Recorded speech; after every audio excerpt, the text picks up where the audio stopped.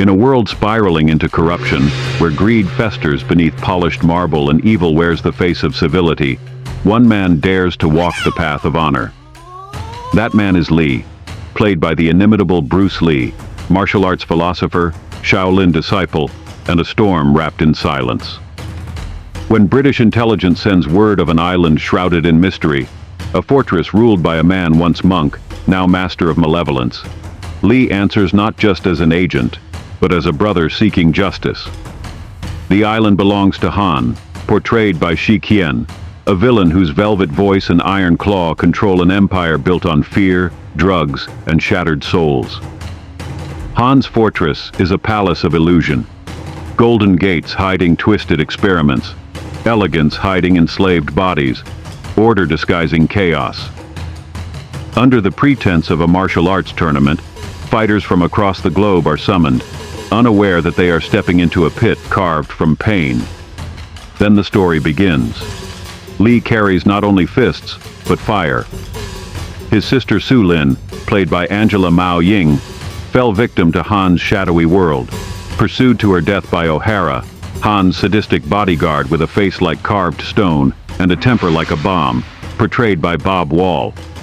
Before the tournament even begins, Lee visits the ghost of his past, kneeling at the temple of Shaolin, where the abbot, played by Roy Chiao, offers him no weapons, only wisdom. His journey, though ordered by Braithwaite, the British agent portrayed by Jeffrey Weeks, is one of destiny. Alongside Lee, others arrive. Roper, played by John Saxon, a silver-tongued gambler running from debts and bad men with good suits. He wears his charm like armor and his smile like a shield, but beneath it is a fighter trying to remember what courage feels like. Williams, portrayed by the electrifying Jim Kelly, steps onto the island not as a visitor, but as a statement.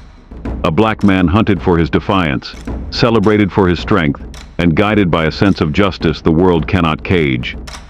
Together, they share uneasy respect, bonding over punches and philosophy. The tournament opens with rituals and roars, the promise of glory masking something far more sinister. Then, pivot. Beyond the ring, Mei Ling, a sharp-eyed operative played by Betty Chung, navigates the Serpent's Den disguised as one of Han's many companions. She moves with grace and listens like a hawk, piecing together Han's criminal syndicate, learning that the tournament is merely bait.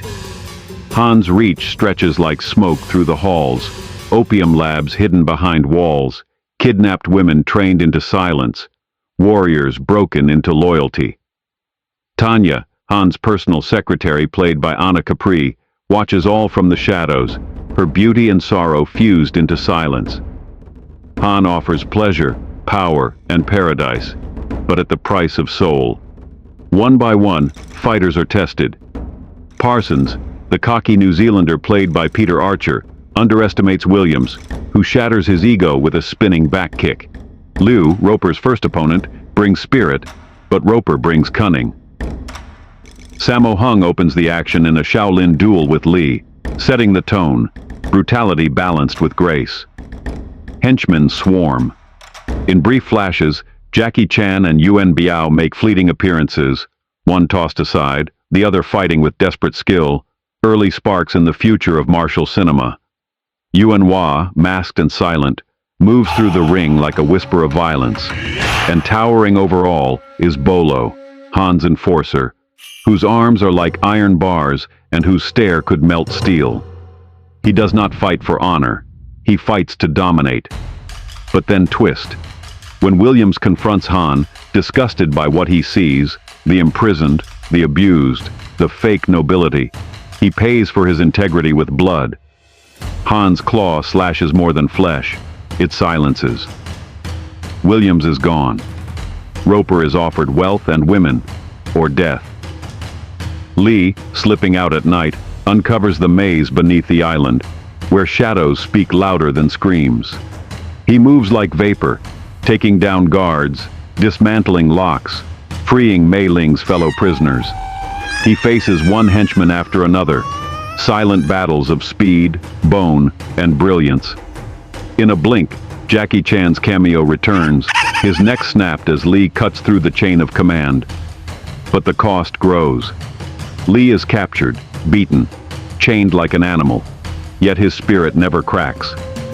When he faces O'Hara again, it is not vengeance, it is justice incarnate.